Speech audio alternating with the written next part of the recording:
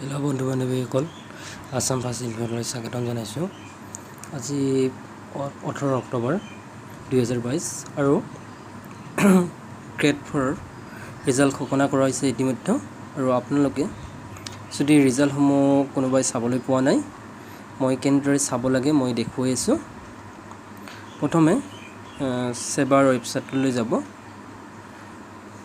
গৈ ইয়াতে দেখিবলৈ পাব যে পেপাৰ 1 পেপাৰ 2 লিংক 1 লিংক 2 দেখিবলৈ পাব। আপোনালোকে ইয়াতে যদি আপোনালোকে লিংকত গৈ ক্লিক কৰিব, ক্লিক কৰাৰ পিছত এই পেজখন আপোনালোকে দেখা পাব। ইয়াতে আছে এপ্লিকেশ্যন নম্বৰ বুলি লিখা, এপ্লিকেশ্যন নম্বৰটো লিখি দিব, তাৰপিছত পাছৱাৰ্ডটো দি দিব।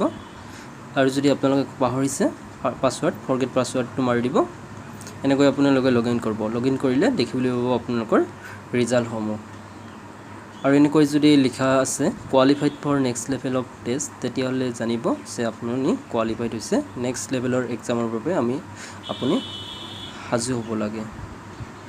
বন্ধু বান্ধৱীসকল, তোমালোকে ৰিজাল্টসমূহ চাব পাৰিছেনে? কমেণ্ট কৰিবাচোন বাৰু। আৰু যদি কাৰোবাৰ কিবা অসুবিধা হৈছে জনাবা, নিশ্চয়কৈ কিবা ক'বলগীয়া থাকিলে জনাব বাৰু। ধন্যবাদ ভিডিঅ'টো চোৱাৰ বাবে, ধন্যবাদ। আৰু যদি নতুনকৈ আহিছে ছাবস্ক্ৰাইব কৰি দিবা।